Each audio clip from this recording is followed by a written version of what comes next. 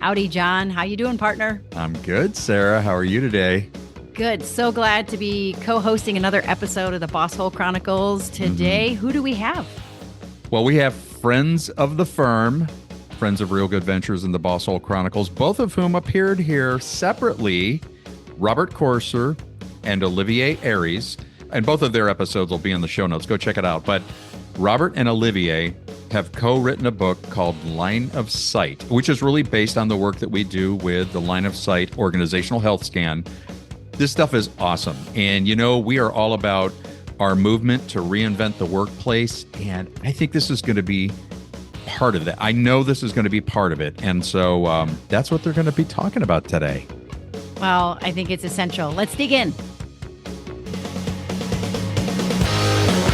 The Boss Hole Chronicles are brought to you by Real Good Ventures, a talent optimization firm helping organizations diagnose their most critical people and execution issues with world-class analytics. Make sure to check out all the resources in the show notes and be sure to follow us and share your feedback. Enjoy today's episode. Robert, Olivier, it is so good to have you both back on the Boss Hole Chronicles. Welcome. Thank you. John. Thanks, Sarah. It's good to have you here. And everybody knows from the intro, exciting news with Line of Sight, the book that the two of you co-authored. We're thrilled to have you here. And I just want to remind everybody, go into the show notes.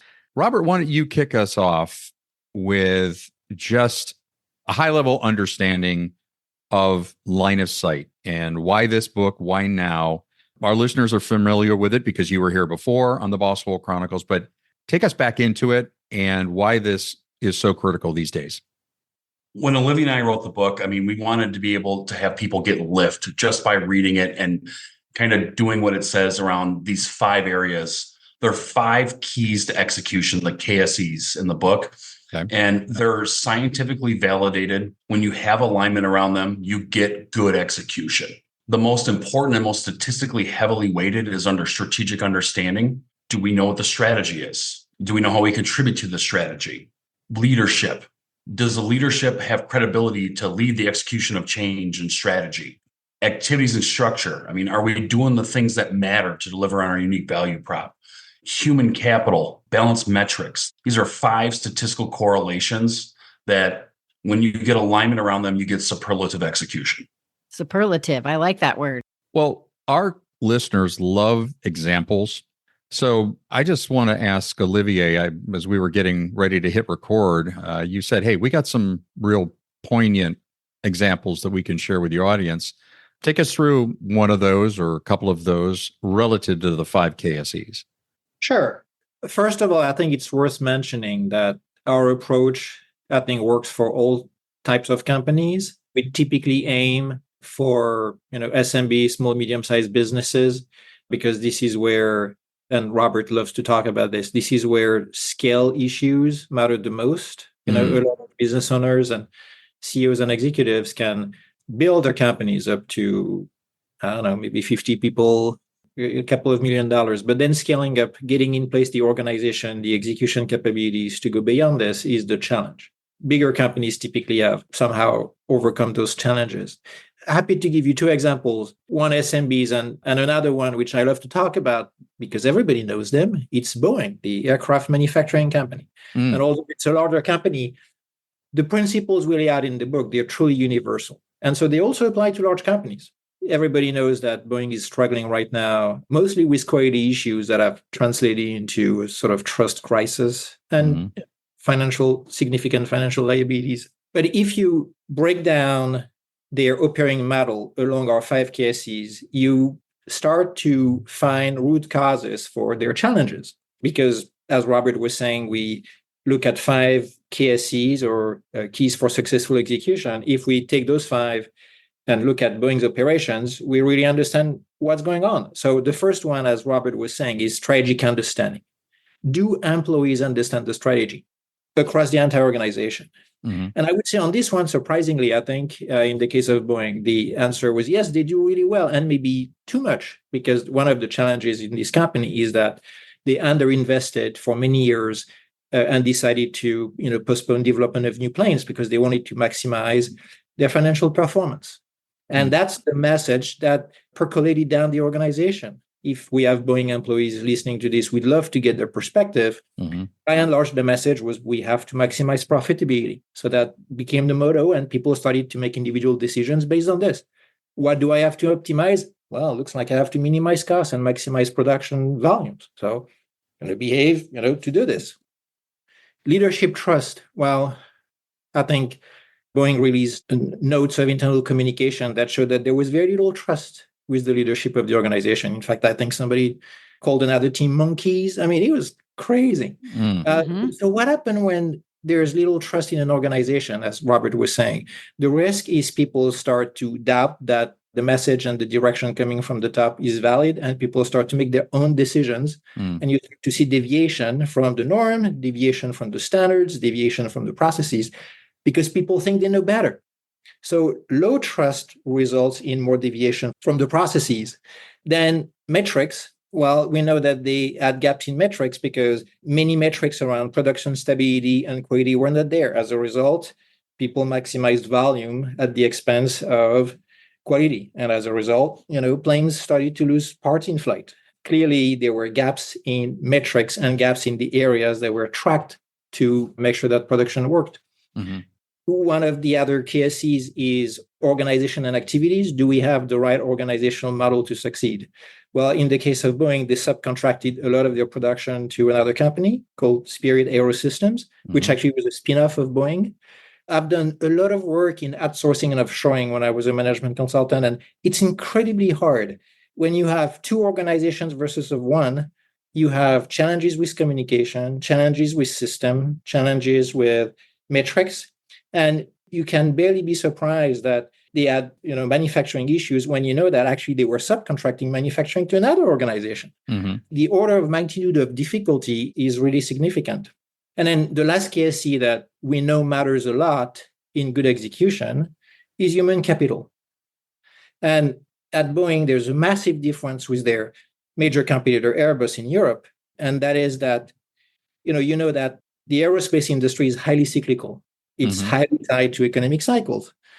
And Boeing, I think, prided itself in their ability to hire and fire people to adjust their capacity to economic cycles.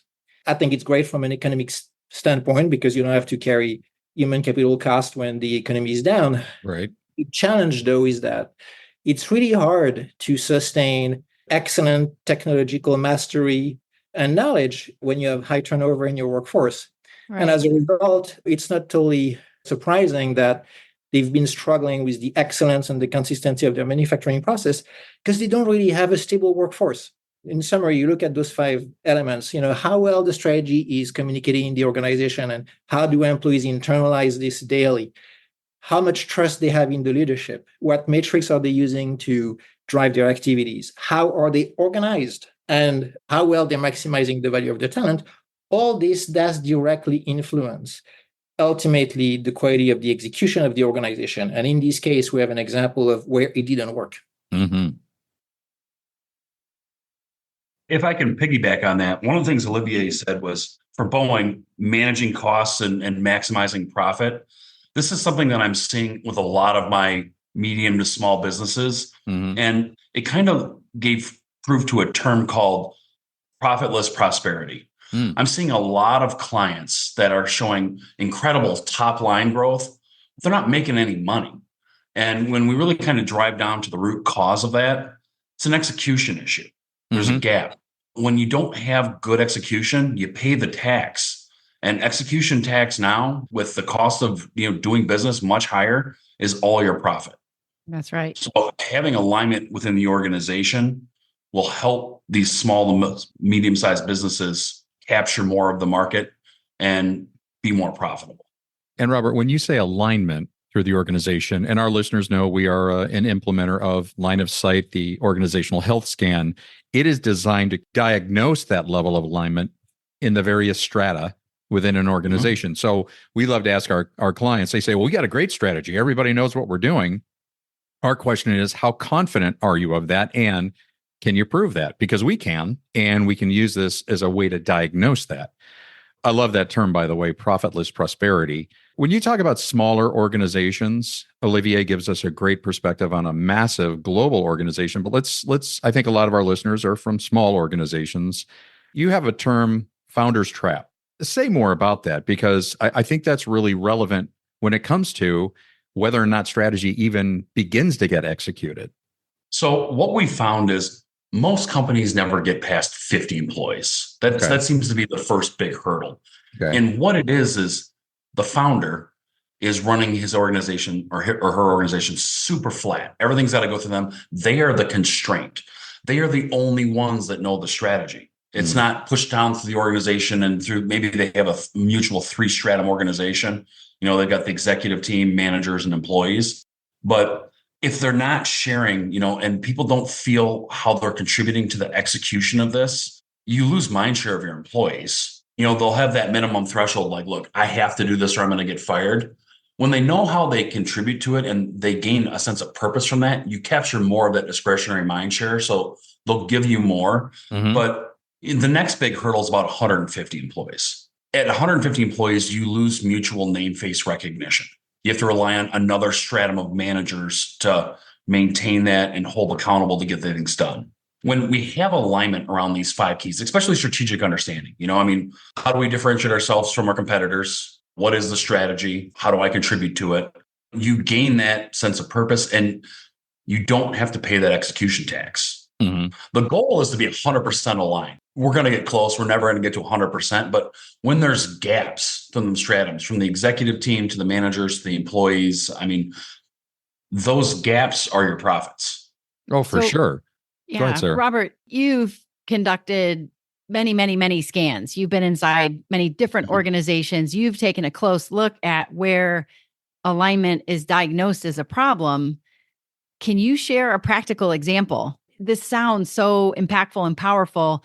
Can you put it into the language that we use each and every day? Sure. I'll tell you the most common thing that I see. Yes. I talk to an executive team and I'm like, what's your guys' strategy? And they look at me and they go, to grow. And, and I've got to kind of chuckle a little bit and be like, well, team, that's more of a desired outcome, not your strategy. So then I got to kind of take them through a basic framework of what are our goals, our desired outcomes, and then that will dictate everything else. That will dictate the strategy that we need to achieve those desired outcomes. I think that's a great example. So the leadership team starts to develop a better strategic understanding. Like, hey, we don't have a strategy. We have an end game goal. Let's figure out what we need to do. Where do you see the most common challenge when it comes to alignment with the people out there doing the work? It's that they don't know what it is. It's a communication issue. Yeah. Once we get that leadership team aligned on what is the strategy to achieve the desired outcome, then they've got to communicate it through the organization. And that's the first big hurdle that we always see. So recommendation, do a town hall. Tell them what it is. And don't leave it a mystery, 14 right? times. Yeah. Is this where things like operational excellence, customer intimacy, where those things become what we're doing to accomplish that end game goal? Yeah. So market discipline has 3 basic go-to-market strategies. It has operational excellence, customer intimacy, and product and service innovation. You know, when you look at operational excellence, it's all about mitigating variances, and it's all about getting your price because you're going to be commoditized on price. Customer intimacy, the answer is always yes. We're going to build customized solutions that solve our customers' unique needs. And then product and service innovation is we're building the coolest, newest stuff. Sometimes it's cutting edge, sometimes it's bleeding edge. Right. In keeping with strategy and what we have learned in terms of being an implementer for line of sight is that it's never just one exclusively. There's probably one predominant market discipline followed by a secondary. But if anybody tries to say, well, we're all 3, you really need to revisit what your market discipline needs to be. But of course, we can measure that. But regarding strategy, I'm going to share, Olivier, something that you said in a meeting that we all had yesterday. The term you used was de-risking your strategy. I think that's powerful because, Robert, to your point, do you really have a strategy? And once you really do it, how do we keep the risk out of it? So, Olivier, can you speak more to that? Sure. From my days as a management consultant, I used to do a lot of strategic planning, and we would spend months working with clients to develop plans in excruciating detail. And then once he was done, the leadership of the company was like, "All right, well, let's just do it." In reality, half of the challenge and half of the risk comes from how you're going to execute, not just how balanced, rational, ambitious the plan is. The plan is just an idea. The is how you execute the idea. And the numbers vary, but I think there's been decades of research on what trips organizations. I think the common number is that about half of any significant transformation project or ambitious plan fails at the execution level. So essentially a coin toss. You have 50% chance that it's going to work. So how do you maximize the chances that you're going to get the result you want to have? That's where focusing on execution and understanding how ready your organization is to execute is paramount. And that's going to increase your chances beyond 50% that you're going to get the sort of return you expect from your investment.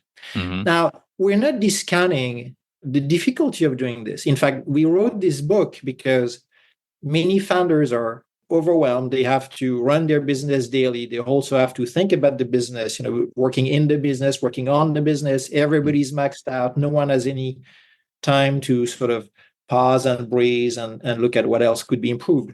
We hope that the very simplicity of our framework is one way for leaders to appreciate where the gaps and issues are in the organization without any onerous investment. In many ways, our survey process is very simple. It takes literally minutes to take for employees and for leaders. So it's a relatively light lift, and you're going to get amazing visibility into where the issues are. I'm actually applying this approach to an SMB company, about 70 employees, reasonable growth, although it has slowed down and they're not exactly sure what is holding them back. And we've started to run the line of sight framework to identify what is preventing the organization from growing. And it's exactly the textbook example of the type of company that Robert was talking about. Founded, I think, about 20 years ago by ambitious founder, very successful, great culture, amazing culture. But they're starting to struggle and they're not exactly sure where the issue is. And they're realizing that to grow, they're going to have to operate differently, but they're not quite sure how different. I'm still running interviews with employees. And one question I ask is, well, why don't you describe in your own words what you think the strategy of the organization is? And I don't think that, so far I've talked to about 12 people. I don't think that those 12 people gave me, I don't have two answers that are similar. Everybody hears the strategy in different ways. For some people, it's, I think, as Robert was saying, I think we want to grow. Another one is, I think we want to serve our clients. And another one will be, quality is paramount. No fault to the leadership team. They just have so much to do that. And they think they're communicating, but they just don't communicate enough, or maybe not in the words and simplicity that will help people internalize what the message is.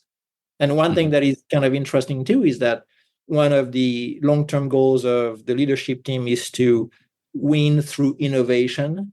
And I haven't heard one employee talk about innovation. That message now is flowing down. Yeah. So our approach helps identify those areas of disconnect. And once you know where the issue is, it's much easier for the leaders to have the confidence that this is where they have to apply their very immediate bandwidth. Yeah. I was thinking about two things. One is, a while back, John and I were debriefing an organizational health scan, and we made, maybe it was a mistake at the time, I don't know, but we brought up the idea of innovation, the go-to-market strategy that created the most raucous conversation because people believed that they were innovating in their work. And actually, when we think of innovation, we think of Apple, a company that turns what we do upside down on its head, like totally new ways. They weren't doing anything new. They were adding in some cool things, but we lost them at that point. I think it's helpful. I hope that some of our listeners could take a moment to reflect, like, hey, we think we're innovative. And of course, to have innovation, you have to have a safe environment where people are able to make mistakes and challenge the status quo. And there has to be some level of psychological safety to have innovation. But most of our organizations are not creating some new category or some new product or some new way to solve a problem. There are some that are. I just thought it was helpful to use that example. I have the feeling that you were listening in my interviews with the client you just described. Because they were like, no, we are innovating. We're amazing. You're so right. When we talk about innovation, there's hardcore innovation. Like for these clients, is investing in very sophisticated measurement machine that will allow them to do more sophisticated diagnostic and things like this. So there's the Apple type innovation. But what I found was striking in my conversation in this particular company is, and I would nuance what you just said, Sarah, there actually is psychological safety. But the way innovation should work is people feel safe making suggestions. Hey, what if we were doing this thing differently? What about we were coordinating our schedule? Because right now it's very crazy. And innovation comes from saying, hey, you know what? That's interesting. We should pay attention to this. Let's try something. That is innovation on a daily basis, right? Small increments of improvement. But in this particular organization, they have a little bit of a risk aversion that makes them very slow to actually pay attention to those ideas. That is stifling innovation in a very concrete way, although very small. But that is innovation in most SMBs, incremental improvements. And it won't happen unless the leadership appreciates that they haven't necessarily come across as being overly open to that sort of suggestions. Right. Well said. We've talked about execution tax. I think what I understand about the book is you want leaders to know the whole story, not just one half of the story, which is we need to have a strategy. No, we need to execute on that strategy very effectively.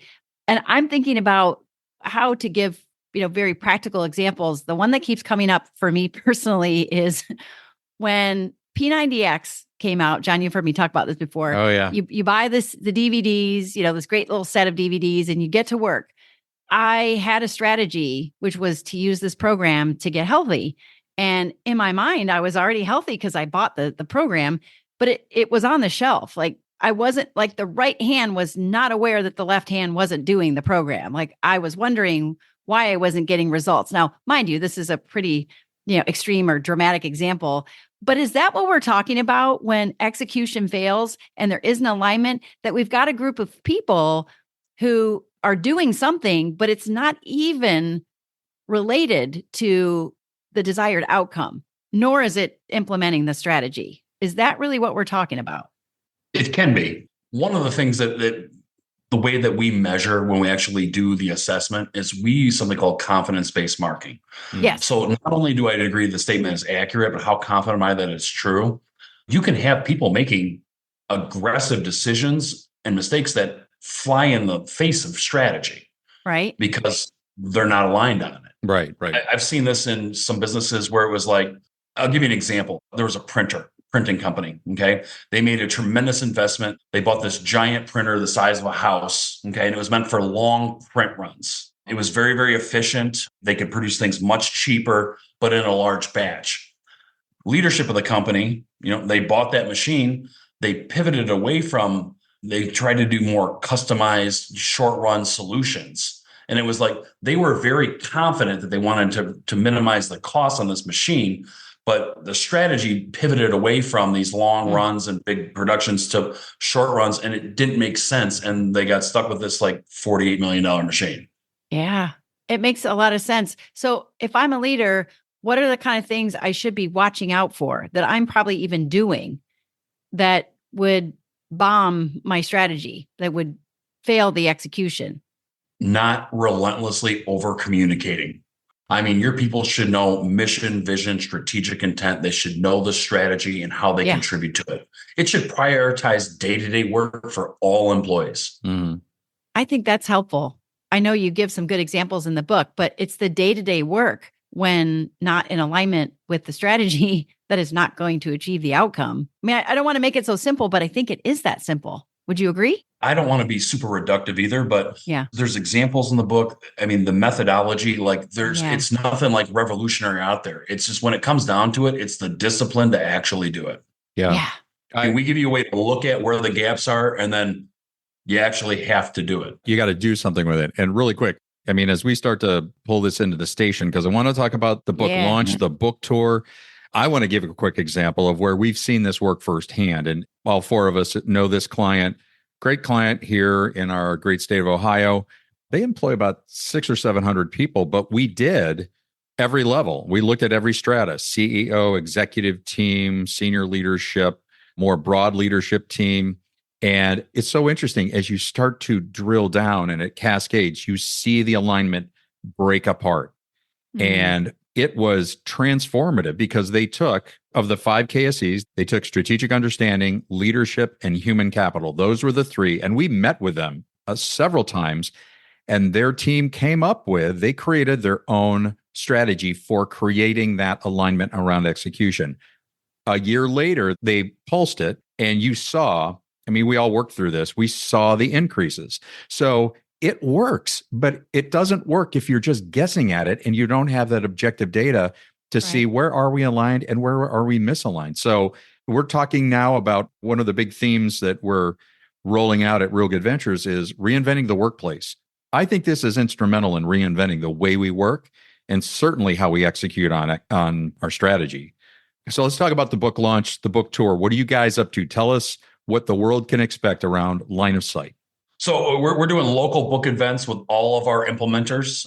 We're coming in, we're doing book signings and kind of like some of them are going to be kind of panel based. Some of them are kind of going to be like more TED Talk style.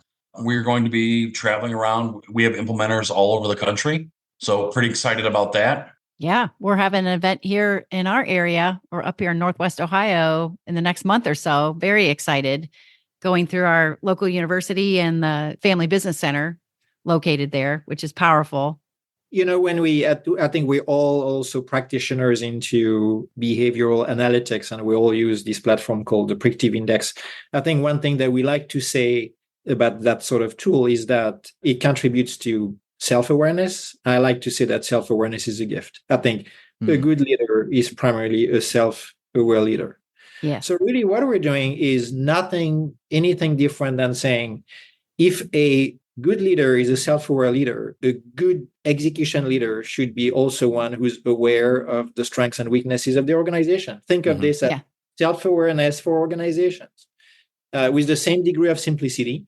Therefore, we'd like to share this gift of good execution, simple execution principles. That's why, we wrote the book. We think that it's a little bit of a gift that we should give to company founders and executives, because it's really paramount. It's fundamental to success, self-awareness and awareness of your strengths in terms of execution.